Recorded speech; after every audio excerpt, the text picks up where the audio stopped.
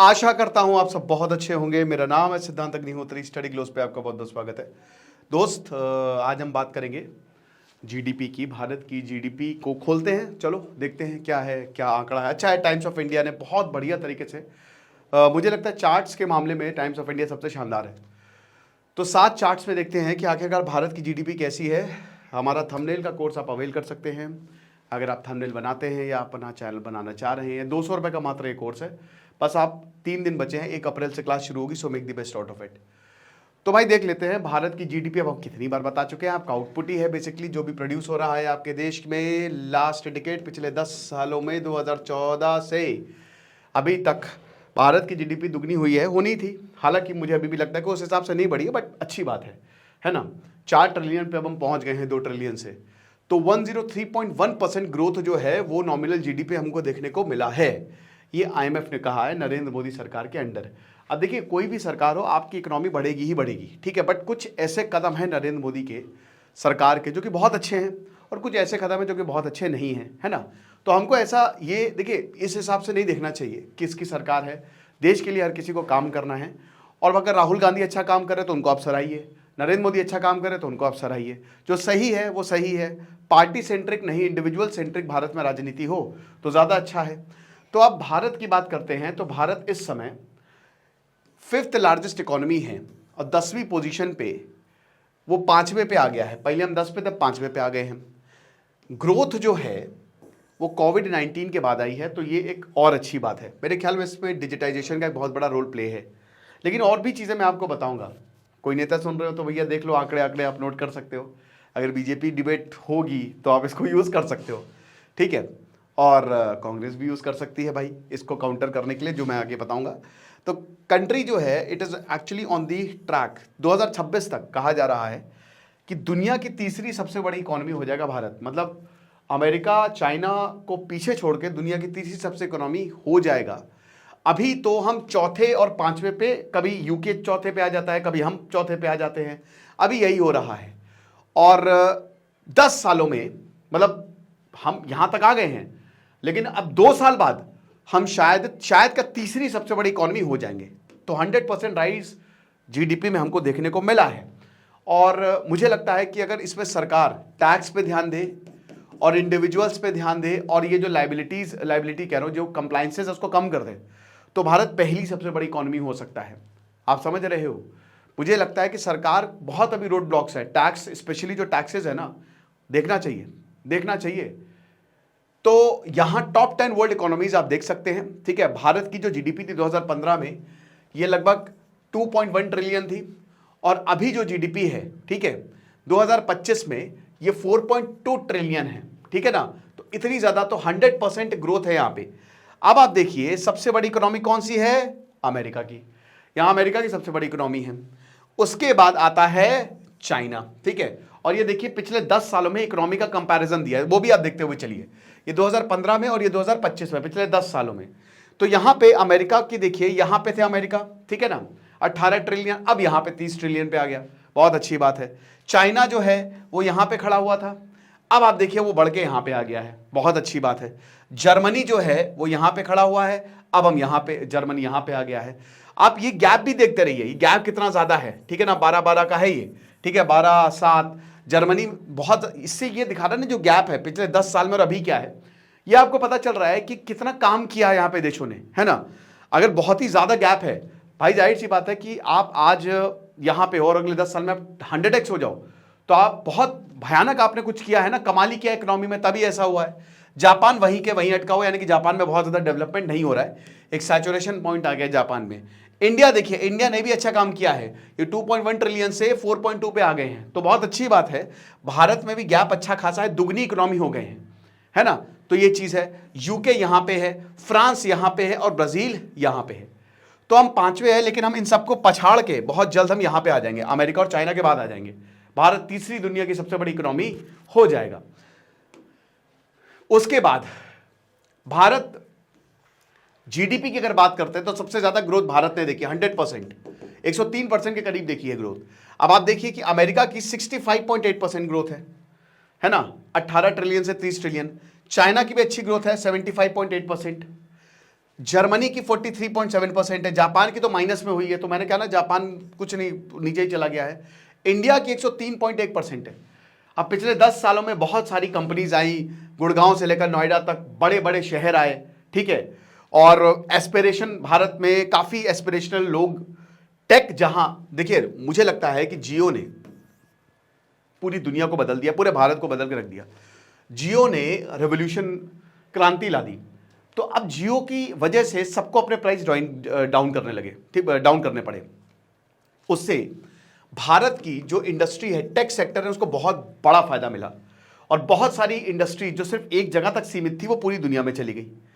तो ये एक कमाल का चीज हुई जब टेक बड़ा है, ठीक है। इस बहुत बड़ा रीजन ये भी है। फिर उसके बाद यूके 27.4%, फ्रांस 34.4%, इटली, यहां कनाडा और ब्राजील। तो भारत सबसे तेजी से आगे बढ़ रहा है। और अब तीसरा अगर वो इकोनॉमी बनने वाला है तो और तेजी से ही आगे बढ़ेगा, है ना। आखिरी में मैं आपको बहुत ही अजीब व गरीब चीज बताऊंगा, बहुत ही चौंकाने वाली चीजें बताऊंगा। उसके बाद आप देखिए, भारत 10वीं सबसे बड़ी इकोनॉमी का नॉमिनल जीडीपी की बात करते हैं, ठीक है ना। और 5वीं लार्जेस्ट इकोनॉमी है जो कि 2021, ये आप देख सकते हैं टॉप 10। 2014 में सबसे बड़ी इकोनॉमी कहाँ थी, हम 10वें नंबर पे थे पिछले 10 साल में, और आज हम यहां पे खड़े हुए हैं। Very good. 2025 में तो वही चीज है। फिर आप ये देखिए, ये पर कैपिटा इनकम भी सबसे ज्यादा भारत की इंक्रीज हुई है।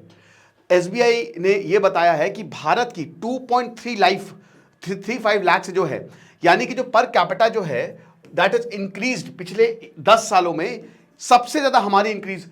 अब यहां पे ही आता है कैच, देखिए कैसे आता है। भारत में 3 से 4 भारत बसते हैं, एक भारत नहीं है। जो भारत की आप इतनी शानदार इकोनॉमी देख रहे हो, सामने मॉल है, मॉल के सामने बहुत बड़ी बस्ती है, झुग्गी झोपड़ियां हैं। 10% यानी कि जो सुपर रिच है, सुपर रिच जो कि लगभग 2-3 करोड़ के आसपास ही है, वो पूरी इकोनॉमी को चला रहे हैं। आप समझ रहे हो मेरी बात। अभी मैंने एक लेक्चर किया था कि 80% लोगों के पास पैसा ही नहीं है। पैसा खाली 10% लोगों के पास है भारत में, बाकियों के पास पैसा ही नहीं है। 100 करोड़ के करीब भारत में पैसा नहीं है लोगों के पास। भारत की इकोनॉमी पेपर पे आप आंक रहे हैं। अब ये जो देश आपको दिख रहे हैं, जितने भी देश आपको दिख रहे हैं, उसमें पर कैपिटा बहुत ज्यादा है। भारत सबसे, जाहिर सी बात है, बहुत तेजी से आगे बढ़ा है, हम यहां पे पहुंच गए हैं, ठीक है। कंपाउंडेड एनुअल ग्रोथ रेट जो है वो 9.1% कर रहा है, लेकिन ये सबके साथ नहीं हुआ है। बहुत बड़ा तबका डिप्रेस्ड है। भारत में डेवलपमेंट अनफॉर्चुनेटली उस लेवल का नहीं हो रहा है जिस लेवल का होना चाहिए था। आप सिर्फ इकोनॉमी को मत देखिए, आप ओवरऑल चीजों को देखिए। आज भी आपको बहुत सारे भिखारी मिल जाएंगे, यानी कि उनकी जिंदगी नहीं इंप्रूव हुई है। कुछ स्टेट्स बहुत बेटर कर रही हैं, कुछ पीछे हैं। ये तो एक एवरेज होलिस्टिकली चीजें आपको दी गई हैं। भाई यूके डेवलप्ड है, डेवलप्ड था, डेवलप्ड रहेगा। जापान डेवलप्ड है, डेवलप्ड था, डेवलप्ड रहेगा, है ना। हमको रैंक वाइज नहीं देखना, हमको देखना है कि क्वालिटी ऑफ लिविंग और स्टैंडर्ड ऑफ लिविंग क्या भारतीयों की बदली है, नहीं बदली है। अगला चार्ट आप देख सकते हैं कि जीडीपी की जो ग्रोथ प्रोजेक्शंस है टॉप 10 लार्जेस्ट इकोनॉमी का, उसमें भी भारत सबसे आगे है। जैसे अमेरिका जो है, आप देख सकते हो कि 1.9 पे मतलब अभी ठीक है, 2026 तक ये 1.7 पे चला जाएगा। ये अभी 1.9 पे है और 2026 तक ये 1.7 पे चला जाएगा। फिर उसके बाद चाइना देखिए, चाइना यहाँ का यहीं रहेगा। लेकिन भारत की बात करें तो भारत सबसे आगे, यहाँ पे भी भारत सबसे आगे है। ग्रोथ रेट की बात हो रही है, 6.5% से ग्रोथ करेगा भारत, और ये अगले साल भी 6.5% पे ग्रोथ करेगा। तो एक तरीके से अगर ग्रोथ रेट के हिसाब से भी देखो तो भी भारत सबसे आगे है, ठीक है ना। ये चीज है। तो कहा जा रहा है कि 2026 तक भारत जो है, अगर ऐसे ही चलता रहा तो तीसरी सबसे बड़ी इकोनॉमी बन जाएगा। एक और चार्ट आप देखिए, ठीक है। ये भी आप देख सकते हो कि जैसे भारत अभी ये 5.7 ट्रिलियन तक जाने की संभावना है। कहा जा रहा है कि 2025 तक जो है, सॉरी 2025 तक, यहां पे 2028 तक हम 5.7 ट्रिलियन डॉलर तक चले जाएंगे। ये जो आपको ऑरेंज में दिख रहा है ये 2025 है, और ये ब्लू वाला 2028 है प्रोजेक्टेड जीडीपी। तो आप देख सकते हैं अमेरिका भी ऊपर जाएगा, चाइना भी ऊपर जा रहा है, लेकिन इन सबकी ऑलरेडी इन्होंने सबको उठाया है। भारत में वही बता रहे, कुछ उठे हैं, कुछ नहीं उठे हैं, कुछ क्या बहुत लोग नहीं उठे हैं। भारत में 100 में से 10 लोग अमीर है, वो इकोनॉमी को चला रहे हैं, 90 लोग गरीब हैं। लेकिन यहां पे इवनली डिस्ट्रीब्यूशन है, सबके पास क्वालिटी ऑफ लिविंग या स्टैंडर्ड ऑफ लिविंग आपको देखने को मिलेगी, ठीक है। तो ये चीज है। तो अब भारत की इकोनॉमी बहुत तेजी से ग्रो करी है और ये आगे भी ग्रो करती रहेगी। लेकिन जब तक quality of living, standard of living चीज ठीक नहीं होती तब तक। अब सबसे बड़ी बात, आखिरकार भारत की जीडीपी क्यों इतनी तेजी से बढ़ी है, अब इस पर भी नजर डाल लेते हैं। देखिए एग्रीकल्चर एक सबसे इंपॉर्टेंट प्राइमरी सेक्टर है एग्रीकल्चर, और कुछ ऐसी स्कीम्स जिसने एग्रीकल्चर को काफ़ी ज़्यादा बूस्ट भी किया है, कुछ राज्यों ने एग्रीकल्चर को काफ़ी ज़्यादा, हम कृषि में बहुत ही शानदार रहे हैं, ठीक है ना। तो एग्रीकल्चर काफ़ी रेजिलियंट रहा है, और अगर एग्रीकल्चर आपका रेजिलियंट रहेगा तो कोई टेंशन की बात नहीं है, सब बढ़िया है। क्लाइमेट कंडीशन खराब थी, लेकिन फिर भी यहाँ पे मैं सरकार को दाद देना चाहूँगा, क्योंकि जो एग्री की स्कीम्स है वो काफ़ी बढ़िया रही हैं। बहुत चीज़ें ऑनलाइन कर दी, बहुत आसानी से लोन मिले हैं, ये हिसाब किताब है। इंडस्ट्रियल और बिजनेस सेक्टर्स भारत ने एक्सपैंड किया है। इसमें देखिए इंडस्ट्रीज तो क्या, जो मैन्युफैक्चरिंग और वो तो बहुत ज़्यादा नहीं, लेकिन हाँ जो टेक्स सेक्टर, स्पेशली जो सर्विस सेक्टर है, वो बहुत तेज़ी से बूम किया है जियो के आने के बाद, ठीक है ना। तो ये भी चीज़, और डाइवर्सिफिकेशन भी हमको काफ़ी ज़्यादा देखने को मिला है। कुछ ने अपनी ग्लोबल सप्लाई चेन को बहुत ही इफेक्टिवली इंटीग्रेट कर लिया है, ये भी एक बहुत बड़ा। फिर उसके बाद मेक इन इंडिया, पीएलआई एक सबसे शानदार स्कीम सरकार की पीएलआई है, अगर सरकार इसको प्रमोट करे तो बहुत बढ़िया होगा। तो make in India, PLI, tax regime और एमएसएमई लोन्स ने, टैक्स मुझे तो नहीं लगता टैक्स पता नहीं किस, हालांकि इस बार का बजट सही था, ठीक है, 12 लाख तक आपको टैक्स नहीं देना है, 12.5 लाख तक तो ठीक है, लेकिन बाकी चीज़ों ने बेहतर काम किया, स्पेशली गाँव में।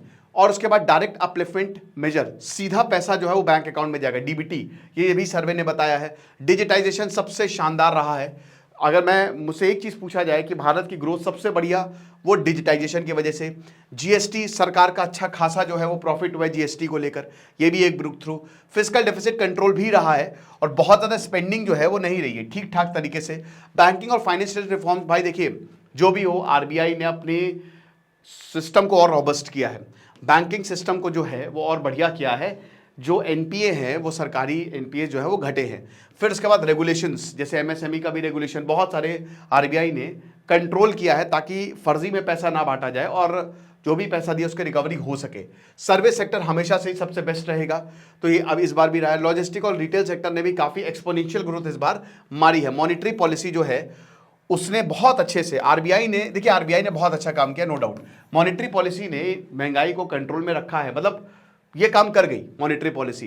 एफडीआई और कैपिटल मार्केट्स की बात करें तो एफडीआई अच्छा खासा आया, बड़े ना पिछले साल जबरदस्त मार्केट, इतना जबरदस्त रिटर्न्स आए, अब औकात सामने आ रही है, लेकिन अभी भी मार्केट करेक्शन कर ही रहा है। स्टॉक मार्केट ने बहुत बढ़िया रोल प्ले किया है। इंफ्रास्ट्रक्चर डेवलपमेंट, मुझे तो नहीं लगता इतना डेवलपमेंट हुआ है, बट हाँ पैंडेमिक के बाद हुआ है, ऐसा भी नहीं कह सकते। रोड्स का डेवलपमेंट हुआ है। अभी आप बड़े बड़े स्टेशन, रेलवे स्टेशन टूटे पड़े हुए हैं, कहीं पे भी जाएंगे 3-4 साल में सारे स्टेशन डेवलप हो जाएंगे, वर्ल्ड क्लास फैसिलिटी आपको दी जा सकती है। कैपिटल एक्सपेंडिचर भी जो है वो काफ़ी सही रहा है। फिर उसके बाद जो मैन्युफैक्चर्ड ग्रुप्स हैं, गुड्स हैं एक्सपोर्ट्स में, वो रिड्यूस हुए हैं। एक तरीके से ट्रेड इम्बैलेंस कम किया है, क्योंकि जो हम बाहर से चीज़ें मंगाते थे वो भारत में अवेलेबल हो रही है, तो इससे क्या होगा, हमारा फिस्कल डेफिसिट घटेगा, हम इंपोर्ट जो है वो कम करेंगे, एक्सपोर्ट ज़्यादा करेंगे। फिर स्ट्रॉन्ग सर्विस सेक्टर परफॉर्मेंस भी बढ़िया रही है, हम जीसीसी बन गए हैं, ये तो मैंने लेक्चर भी लिया था। उसके बाद डीके जोशी बताते हैं कि जीएसटी का रोल बहुत बढ़िया रहा है। टैक्स कंप्लायंसेस, बस एक ही टैक्स आपको देना है, सरकार के रेवेन्यू बढ़े हैं। उसके बाद जो हाउस होल्ड रियल एस्टेट और कंस्ट्रक्शन, उसने भी, रियल एस्टेट के दाम तो पता नहीं क्या है, कौन सा सस्ता नशा करके बैठे, ऊपर ही जाते जा रहे हैं, समझ ही नहीं आ रहा है कि क्या हो रहा है भाई। बायर आयर मिल नहीं रहे, ऊपर ही जा रहे हैं, मतलब छप्पड़ फाड़ के ऊपर जा रहे हैं, ठीक है ना। और एक्सपोर्ट्स और मैन्युफैक्चरिंग ने भी काफ़ी बढ़िया काम किया है, ठीक है। लेकिन फिर भी अगर बात करते हैं तो रियल जीडीपी जो है वो 9.2%, ठीक है, नॉमिनल तो भारत टॉप 3 इकोनॉमी में आ जाएगा, बट ग्लोबल अनसर्टेनिटीज़ हैं अभी भी। अमेरिका के जो टेरिफ्स हैं वो परेशान करने वाले हैं, ये हमको समझना पड़ेगा। ये लेक्चर था, आई होप आपको समझ में आया होगा। खुश रहिए, पढ़ते रहिए। जैसे सिद्धांत अग्निहोत्री, साइनिंग ऑफ।